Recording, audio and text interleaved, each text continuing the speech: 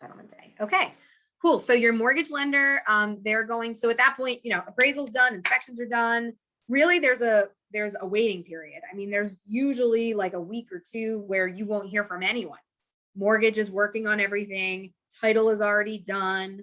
The sellers already did all the repairs. We have all the receipts. So at that point, we're kind of just waiting for settlement to come. And at least 3 days prior to that closing date. And by the way, the closing date is on your contract. We know that going into it. But we are closing on October 15th. That is our closing date. So that's determined in the beginning. So we know what we're working towards. So you will know from your lender, they're going to review all of your mortgage documents. There's a lot of debits and credits. So they're going to go through all of your, the transaction costs and credits back to you. And you are going to bring the amount that the lender tells you to bring as a certified check. And you're going to bring 2 forms of ID.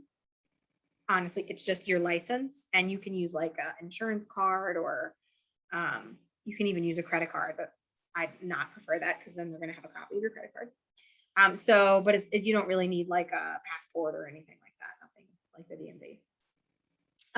So we will meet, let's say, the buyer always chooses the time of settlement. So per the contract, our closing is October 18th. So a couple weeks before that, we're going to have a conversation about, hey, what time works best for you for closing? Are you in the morning? Do you want to do the afternoon? Closing is quick. It's an hour and a half usually. So what my preference is we do like a 10 or 10:30 closing, and then we'll meet at the house about an hour before that.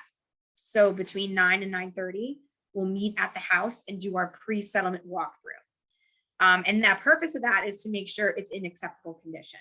So there's no damage from the sellers moving out, no unwanted personal property left, no furniture, no nothing left. But hey, if they left furniture and you want it, cool, great. But we want to make sure that there's no surprises. And we're going to make sure the agreed upon repairs are complete.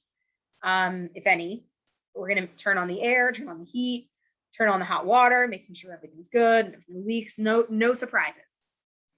And if everything is good, then we will go right over, we'll drive over to the title company, and that's where the settlement takes place. You'll sign all your mortgage documents, you'll give them your check, and you get your keys and you're a homeowner. So that is basically the entire process.